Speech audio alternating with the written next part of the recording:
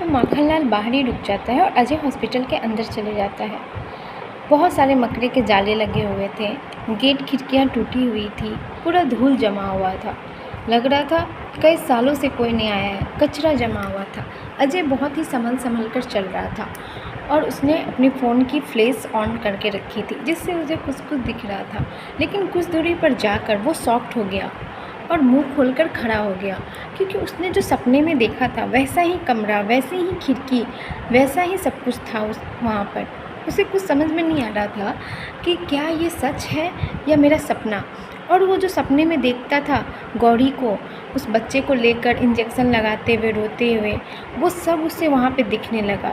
धीरे धीरे उसे गौरी दिखने लगी, वो बच्चा दिखने लगा, इंजेक्शन लगाते हुए दिखने लगी, चहल पहल दिखने लगा। जो उसे सपने में दिखता था हर कुछ वहाँ दिखने लगा। अजय काफ़ी डर गया। अजय को लग रहा था जैसे उसके आगे ही गौरी खड़ी हो और वो उसकी ओर अभी आ जाएगी। वो उसे देख रही थी। अजय डर रहा था कि जो मर गया वो मेरे सामने कैसे है, वो किस रूम से चल के आई, दूसरे रूम में गई, हर कुछ दिख रहा था।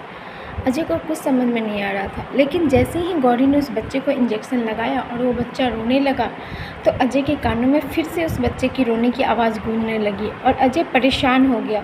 वो आवाज़ बंद ही नहीं हो रही थी। अजय अपने कान पे हाथ रख लेता है, फिर भी उसे रोने की आवाज़ सुनाई दे रही थी।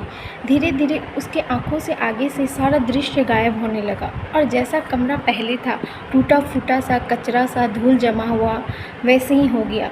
लेकिन अजय को अभी तक उसके कानों में उस बच्चे की रोने की आवाज़ आ रही थी, जो सुनकर उसे बर्दाश्त नहीं हुआ और वो वहाँ गिर गया, वो बेहोश हो गया। माखनलाल बहुत देर से बाहर इंतज़ार कर रहा था। उसे डर भी लग रहा था, उसे कुछ समझ में नहीं आ रहा था।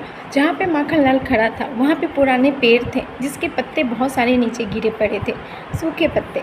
जब हवा चलती तो उस पत्ते में आवाज़ होती। माखनलाल और ज़्यादा डर जाता, सहम जाता। वो हनुमान चालीसा पढ़ने लगा। बहुत देर होने के बाद उसे लगा कहीं साहब को कुछ हो तो नहीं गया। उसने फ़ोन लगाना शुरू किया, लेकिन वहाँ तो नेटवर्क रहता नहीं था। माखनलाल ये भूल गया था। अंत में पछता कर वो बजरंगबली का लॉकेट जो हाथ में उसने लिया था, उसे पकड़कर डरते डरते अपने फ़ोन का फ्लैश ऑन करके अंदर जाने लगा। जब वो अंदर गया तो उसे साहब नहीं मिल रहे थे। बोला पता नहीं कितने अंदर चले गए। कुछ दूर जाने के बाद एक कमरे के बाहर उसे वो बेहोश पड़े मिले। वो दौड़ कर गया और उसे झकझोर कर उठाने लगा। साहब साहब क्या हुआ, उठिए ना साहब, आप बेहोश कैसे हो गए। बहुत ज़्यादा चिल्लाने और झकझोरने के बाद अजय को होश आया। फिर माखनलाल ने कहा साहब आपको क्या हो गया था, आप यहाँ गिर कैसे गए थे। अजय ने सोचा मैं इसे बता दूंगा तो ये मुझे पागल समझेगा।